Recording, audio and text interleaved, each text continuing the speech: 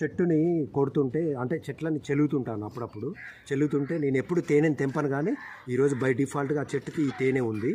ఇది సీమచింతల బుగ్గ చెట్టు. ఇంకో ఇదంతా తీసాను, ఆ చెట్టు అదంతా తీసుకొచ్చాను. ఇది పెద్ద వీడియోలో పెట్టాను, ఇంట్రెస్ట్ ఉంటే చూడొచ్చు.